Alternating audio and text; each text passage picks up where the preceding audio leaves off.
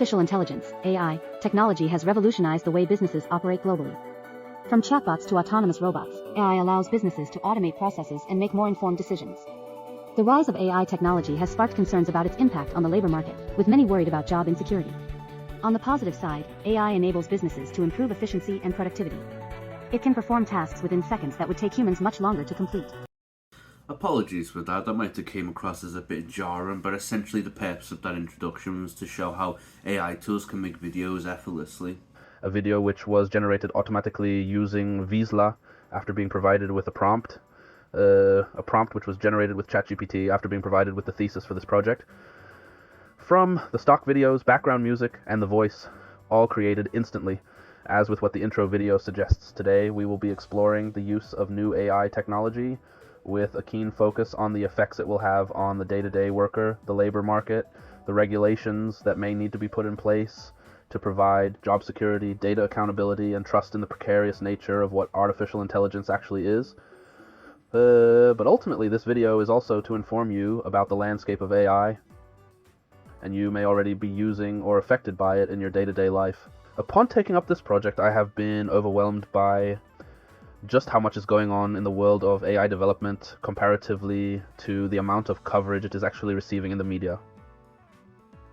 As someone who's fairly read up on these types of developments, it leaves me thinking that the majority of people are unaware of what this all means, what is AI, and what effects, positive or negative, it will have on their lives, whether it's advancements in the medical sector with tools that will be able to detect cancer in patients, or of the military application these tools possess, which prompted the first official UN Security Council meeting earlier this year.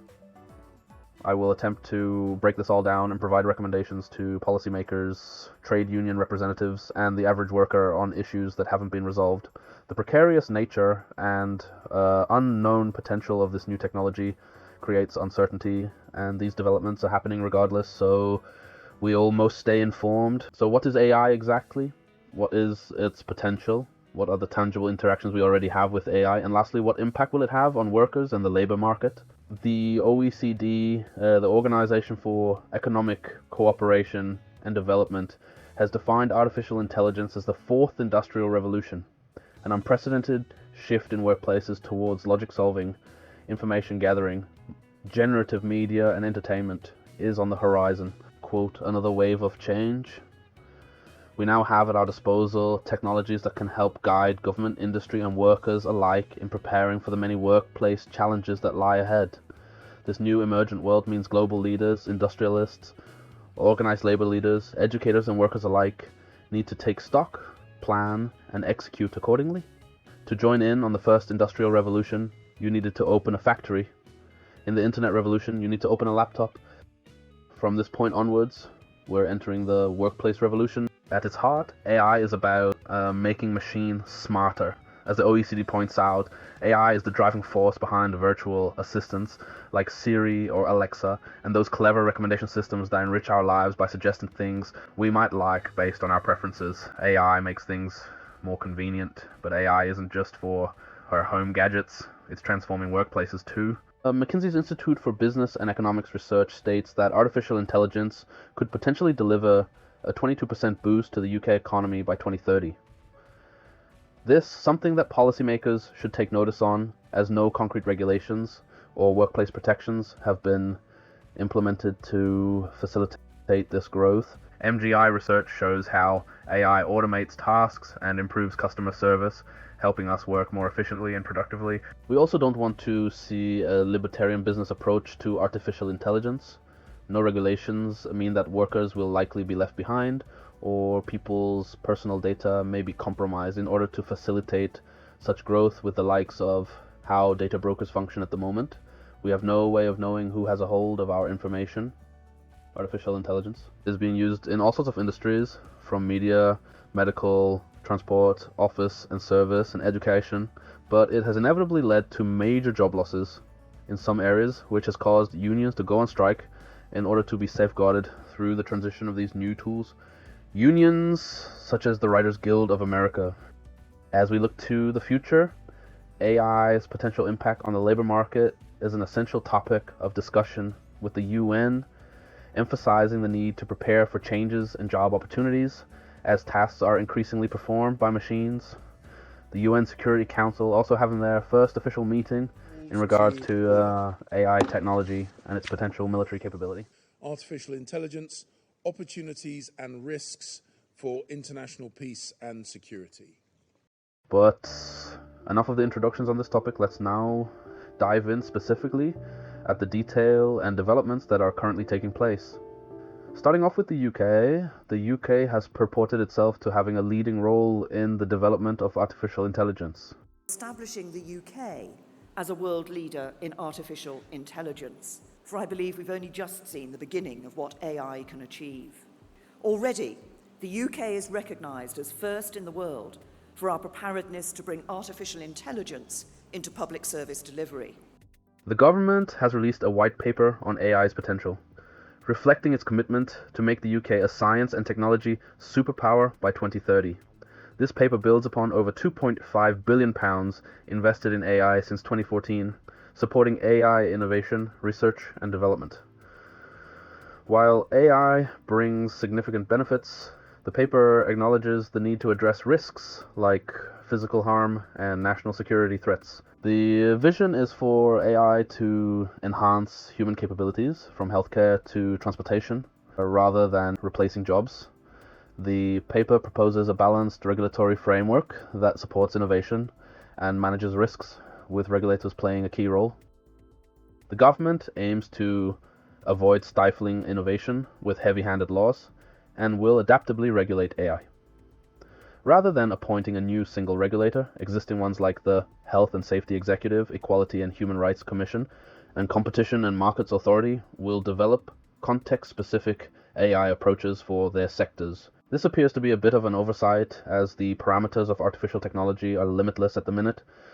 To not centralize and create an overarching regulatory body that specifically addresses the application of AI seems rather short-sighted and could potentially lead to a lot of mismatching of policy positions for different industries, as well as leaving the back door open for businesses to experiment without regulation. In the long run, this may lead to a reactionary policy position if AI ever does get out of hand, which could affect businesses even more. This is where CAP-AI steps in. CAP-AI is a conformity assessment procedure for AI systems to provide an independent, comparable, quantifiable, and accountable assessment of AI systems that conforms with the proposed AI regulation. The main purpose of CAP-AI is to serve as a governance tool that ensures and demonstrates that the development and operation of an AI system are trustworthy, i.e. legally compliant, ethically sound, and technically robust, and thus conform to the AIA. The AIA, of course, being the Artificial Intelligence Act that is currently making its way through the European Parliament. Europe is leading and will continue to lead a balanced and human-centred approach to the world's first AI Act, legislation that will no doubt be setting the global standard for years to come. And all of this is perfectly consistent with our will to be world leaders in digital innovation based on EU values such as privacy and respect for fundamental rights. Let's take a moment to explain what these different types of AI systems are, as outlined by CAP-AI and the European Artificial Intelligence Act. First, there are prohibited AI practices, which should be banned outright. These include real-time biometric systems, with a few exceptions for law enforcement purposes, for example, and social scoring algorithms. This may also include cases of cameras being used to track how efficient a worker is being whilst on the job, which brings into question major ethical concerns. Prohibited AI practices also make special provisions for AI systems that may involve manipulation risks, such as chatbots or deepfakes of which we will touch upon later. Second, there are high-risk AI systems, i.e. AI systems employed in areas specifically listed as high risk in the AIA, such as law enforcement, management of critical infrastructure, or recruitment. Thirdly, there are low-risk AI systems, because they neither use personal data nor make any predictions that influence human beings. Most AI systems will fall into this category. An example could be in predictive maintenance. Here, there is little to no perceived risk, and as such, no formal requirements are stipulated by the AIA. Whilst it's important that a regulatory standard is set by CAP-AI, its current application is voluntary as no generalized standard of regulation has been applied to this level of AI technology. Therefore, policy recommendations are required to facilitate this type of development. The All-Party Parliamentary Group for AI, or APPG, has produced a wide range of material from their paper of AI precarious work, intellectual property rights, AI in education, and AI in public health, etc. We will examine these papers further into the video, but it is important to outline that there is a proactive process of addressing the precarity of AI and its potential, with hopes that the UK decides to follow suit with the EU's ongoing process of passing the first Artificial Intelligence Act. We might see safeguards being put in that will protect the workforce from the devaluing of labour, redundancies, and safety measures. However, the door seems to be left wide open at the minute, as even the AIA will not be implemented until as late as 2026. The Trade Union Congress has raised a red flag regarding the potential exploitation of workers due to the increasing integration of AI technologies in the workplace. AI technologies are making significant decisions, including hiring, firing, and managing employees based on various factors. TUC warns that unchecked AI usage could lead to increased workplace discrimination. Many workers are unaware of how AI is used to make decisions affecting them. A majority of workers favor stronger regulation to avoid unfair treatment due to technology-based decision-making, and advocates for employers to disclose AI usage in the workplace, and for workers to have the right to challenge AI-driven decisions through a human review. The Trade Union Congress criticized the government for not providing adequate protections and offering vague commitments without statutory footing. Further concerns outlined in the 2C manifesto include potential discrimination, lack of transparency, well-being of workers, the loss of human interaction in the workplace, and the issues surrounding storage, data, and privacy through the use of AI data storage. The TUC manifesto urges equal AI access. It emphasizes awareness of AI decisions and the importance of worker well-being and clear work-life boundaries, educating workers about data value and control, ensuring fairness and accuracy in AI data use, and upskilling workers for a changing workplace are key points. The TUC advises workers to protect themselves in the AI era by understanding and engaging with the AI tools being used at work. They suggest encouraging participation and consultation during tool development, seeking legal advice and collective bargaining through the union, and educating workers about technology's impact on decision-making, given 72% of workers fear potential unfair treatment without proper regulation. However, in the meantime, let's look into the different types of sectors that are currently being affected by developments in technology. Now, one of the most elusive industries that has already saw transformative change due to AI is the media sector, whether that's due to release of AI tools that can generate videos instantly from a prompt, such as the intro to this video that uses stock videos, Has revolutionized the media sector. or similarly, videos like this at generate a video organically through AI. Whilst seeming rather rudimentary, the point to take from this is that this is just the beginning of this type of technology. We can get lost in the speculative when discussing the capabilities of AI and shrugging it off as a gimmick or just a trend, but actually the implications are already at our feet. Workers already face precarious and insecure working conditions. With the advent of casualization in workplaces such as this, the uncertainty of consistent work, and the diluting of the roles of writers in what is described as the writer's room, video editors, voice actors, and any other job that is part of those productions. The fact that there is a writer's room.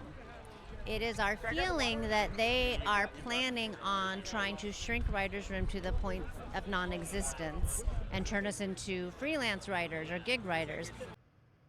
Already we've seen a move towards writers being asked to adapt scripts that AI have came up with, using a data set of scripts that have been produced organically by humans previously. I mean, it's insulting what they ended up offering, making sure that screenwriters don't have to do endless rounds of free work because they can just be paid weekly. When our proposal about AI, where we want to make sure AI can't be used to undermine us, instead they proposed, let's have a meeting about it once a year to talk about it.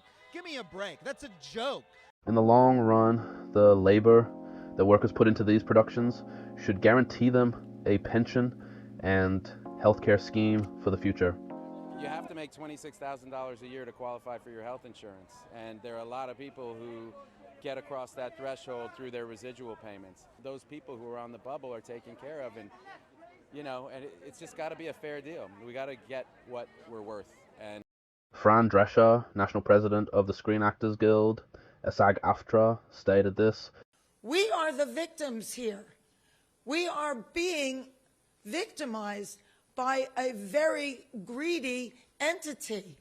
How they plead poverty, that they're losing money left and right when giving hundreds of millions of dollars to their CEOs.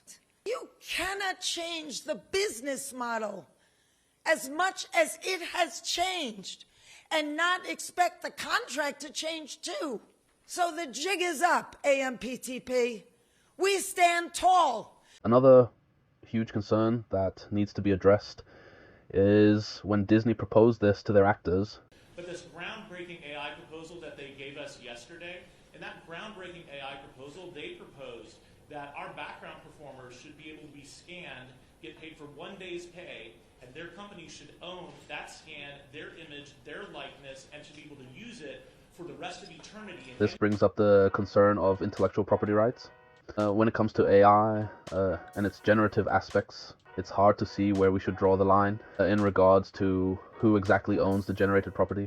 The All-Party Parliamentary Group for AI produced a parliamentary brief on this specific issue and will shed some light on what sort of policy and protections are being discussed to alleviate concerns. There is a broad agreement that there should be an international consensus on how we approach and implement the legal and philosophical aspects of AI technology being able to generate original content. In the brief, experts weighed in on these pressing issues. Professor Ryan Abbott from the University of Surrey School of Law highlighted the growing significance of AI-generated work that's eligible for copyright protection.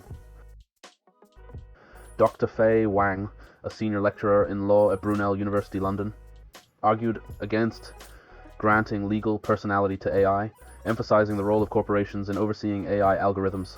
Dr. Wang stressed the importance of protecting AI-generated work to encourage innovation. She highlighted differences in copyright laws globally and the challenge of attributing AI-generated work to specific owners. Dr. Wang emphasized the importance of determining human contributors for patent protection, especially when AI independently creates inventions. Scott Roberts, head of patents at BT, stressed the need to adapt the IP framework to protect full inventions by AI, underlining the importance of clear rules in this evolving landscape. He also points out that, according to UK patent law, an inventor is the one who devises the invention. This involves recognizing problems, finding solutions, and assessing efficacy. Importantly, inventors don't have to do all these steps themselves. If AI has the potential to invent, and our IP laws should adapt to protect AI-generated inventions, currently, that protection isn't available. Determining ownership of AI-generated inventions is complex due to factors like AI system ownership, data ownership, and licensing. We don't need to assign legal personality to AI itself. The panelists collectively called for international consensus on AI-related IPR, acknowledging that AI itself should not be granted legal personality. As AI continues to evolve and generates innovative works, these discussions are crucial to ensure that intellectual property rights keep pace with technology. Balancing innovation and protection is the challenge we face in this AI-driven era. AI also has the ability to synthesize people's voices, leading to more sophisticated forms of deep fakes with endless potential for social disruption. In fact, most of the narration in this video thus far has been generated through the use of AI tools like 11 Labs here. Through submitting MP3 clips of my voice, it has been able to generate organic audio clips such as this. Even the and ahs or moments of breathing, as you might have heard throughout this video. And that's just something to think about in regards to AI in an hypothetical where I sell my likeness, or rather my voice, to a media company. They would be able to use it for narration and essentially use my voice to spread any message they would like, for better or worse. But let's move on for the time being and look at some innately positive developments that have taken place, specifically in the medical sector. I've not seen much news coverage of these new tools, as a lot of them are still in development. One thing that stood out to me was the NHS AI Labs. This is a new branch of medical research that incorporates the use of AI technology that will revolutionize data storage and logistics, speeding up of diagnostics, and AI image scanning for potential intrusive diseases / ailments. If this is of particular interest to yourself, I'd recommend you look into the NHS AI labs, but first and foremost, let's look specifically at some of these new tools. CognoSpeak is a new AI tool developed by researchers at the University of Sheffield with funding from the National Institute for Health and Care Research, NIHR. Its primary goal is to assist doctors in the early diagnosis of dementia and Alzheimer's disease more quickly and efficiently. Through analyzing language and speech patterns in patients, it engages patients in a conversation through a virtual agent on a screen, asking memory-probing questions and conducting cognitive tests. It's designed to reduce the burden on dementia assessment, leading to earlier diagnosis and treatment for patients. Please could you tell me what problems you have noticed with your memory recently? Forgetting what I'm supposed to be doing. One of the benefits of being able to perform this assessment remotely from the patient's home is that a patient is in an environment where they are comfortable. So they are not experiencing the aggravation and stresses associated with journeying into a clinic. And I think that has a massive impact when we look at how people perform on cognitive testing. I think people are possibly more relaxed doing it at home. The new AI tool called CodeSS, developed through research funded by NIHR and the British Heart Foundation and led by scientists at the University of Edinburgh, enhanced the diagnosis of heart attacks with a current accuracy rating of 99.6%. Unlike traditional tests that use a single threshold for everyone, CodeSS considers individual patient data. The tool is currently undergoing clinical trials in Scotland with support from Wellcome Leap to assess its ability to alleviate the strain on emergency departments.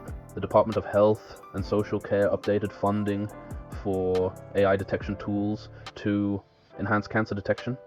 They've effectively managed urgent cancer referrals, investigating over 92% within 2 weeks, and initiated treatment for 85,000 people within 6 months, with over 20 sites already utilizing AI technology, showing promising accuracy. The move aims to improve patient outcomes and cut waiting times for the 600,000 monthly X-rays in England.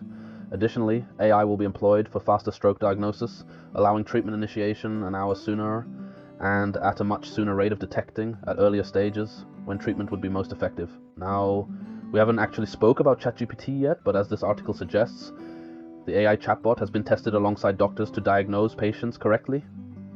Although anecdotal, broadly speaking, when it comes to logistically implementing chatbots for diagnoses purposes across the medical sector, it does pose tremendous potential for a refined medical chatbot in the future.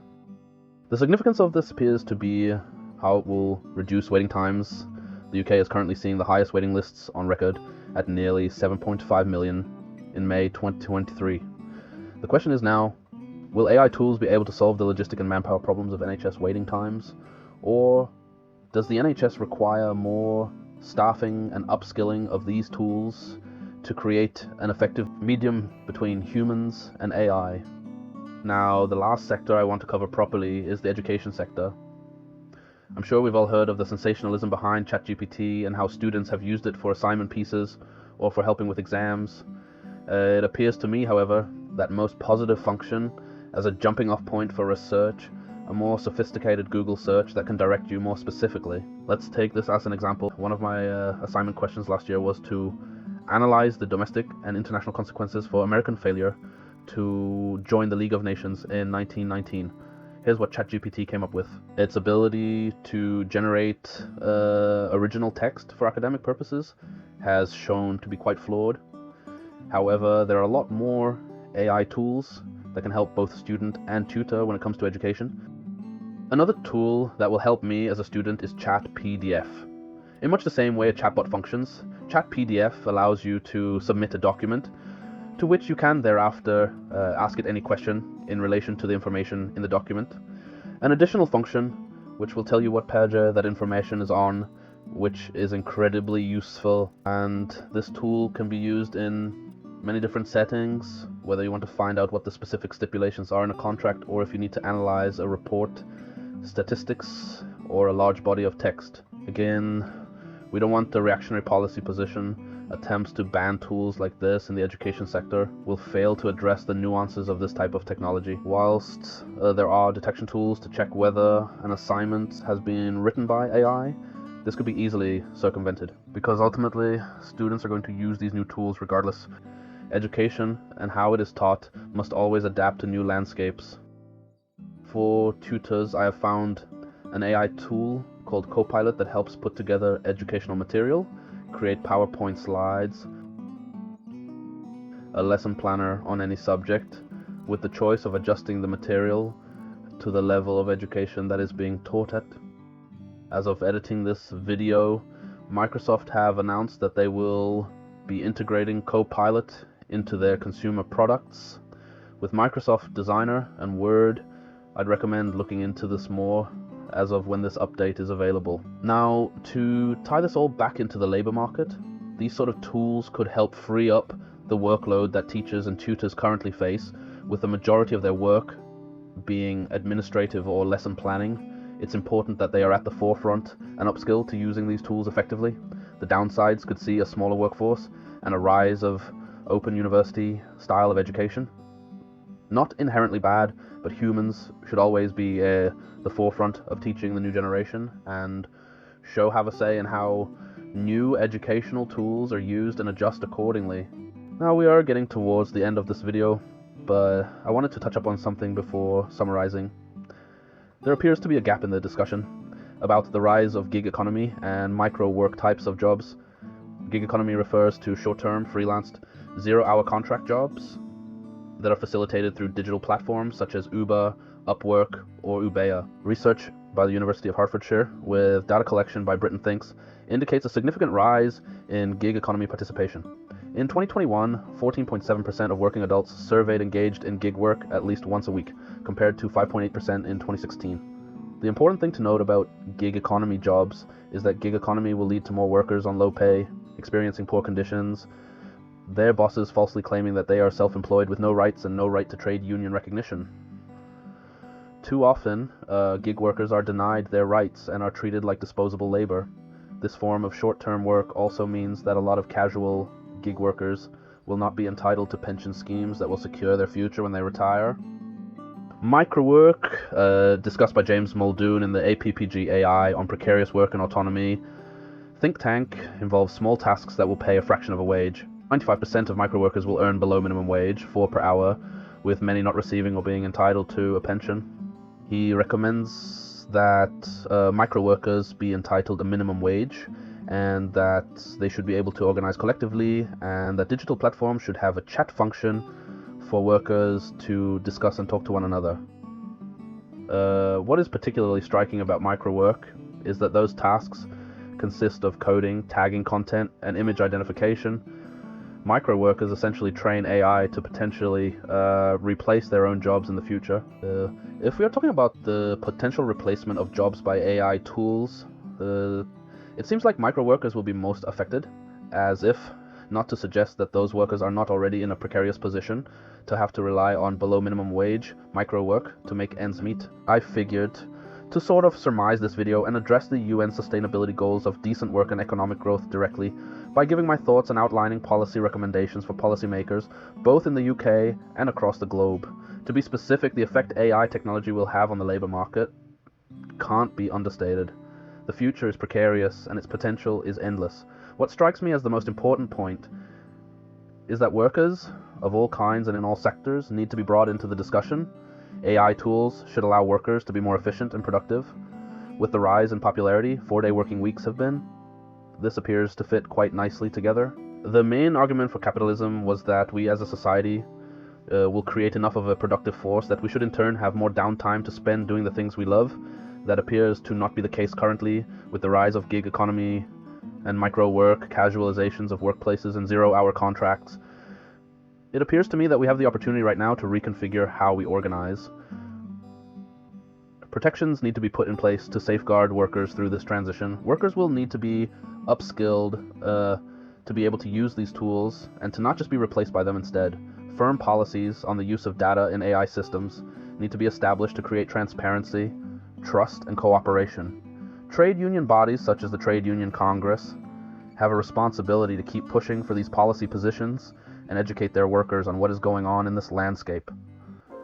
Ultimately, I've took broad but not deep strokes on the themes surrounding AI technology, but I hope this video has been informative enough and will start you on the right track to learn more about the stated fourth AI industrial revolution.